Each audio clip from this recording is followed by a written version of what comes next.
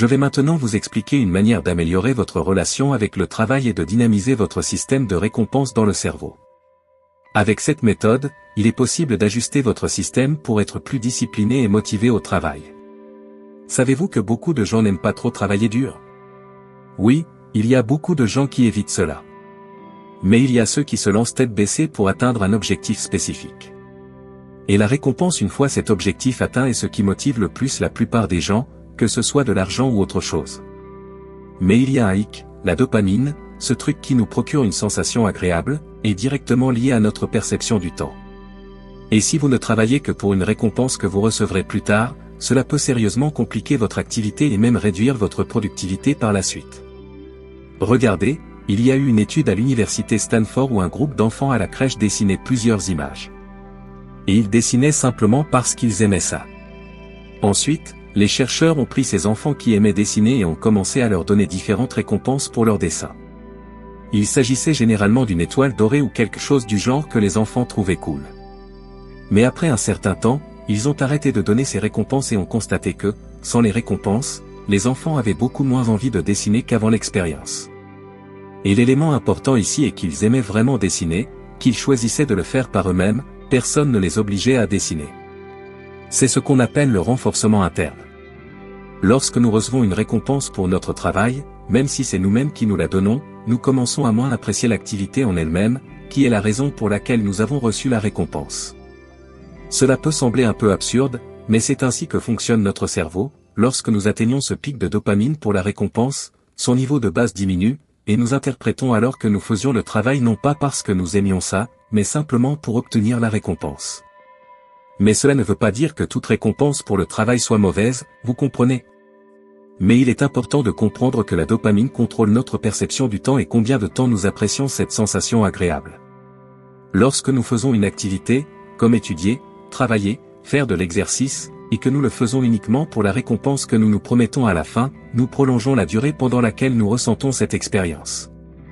Et comme la récompense ne vient qu'à la fin, notre système de dopamine ne fonctionne pas aussi bien pendant l'activité que lorsque nous recevons la récompense. Et alors, avec le temps, nous commençons à moins apprécier l'activité pendant que nous la faisons, ce qui est l'opposé de la pensée de croissance. Carol Dweck a développé cette idée de mentalité de croissance, qui consiste essentiellement à convaincre une personne qu'elle peut s'améliorer et se développer avec le temps si elle fait suffisamment d'efforts. Et ce genre de pensée conduit à des résultats très intéressants dans le futur.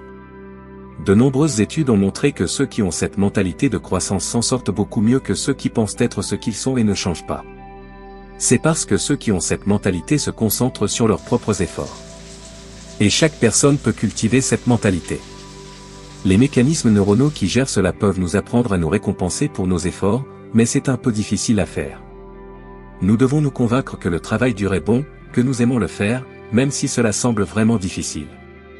Avec le temps, nous réalisons que nous pouvons associer le travail dur à la libération de dopamine pendant que nous travaillons.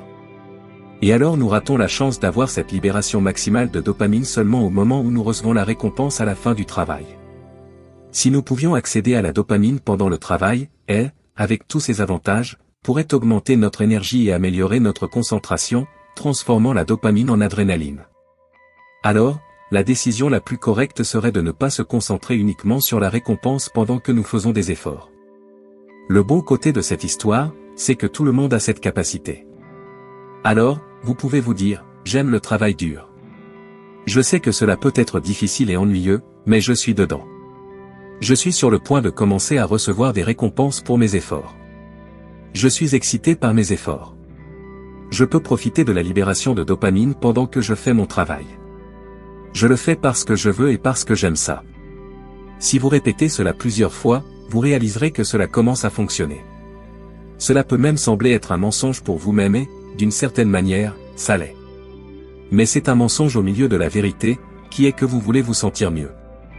Vous voulez que votre travail vous procure le plus de plaisir possible. La capacité de trouver du plaisir pendant l'effort est certainement l'aspect le plus puissant de notre système de dopamine, et le plus génial, c'est que cela est disponible pour tout le monde. Vous devez juste éliminer toutes les choses qui vous empêchent d'avoir cette libération de dopamine pendant le travail.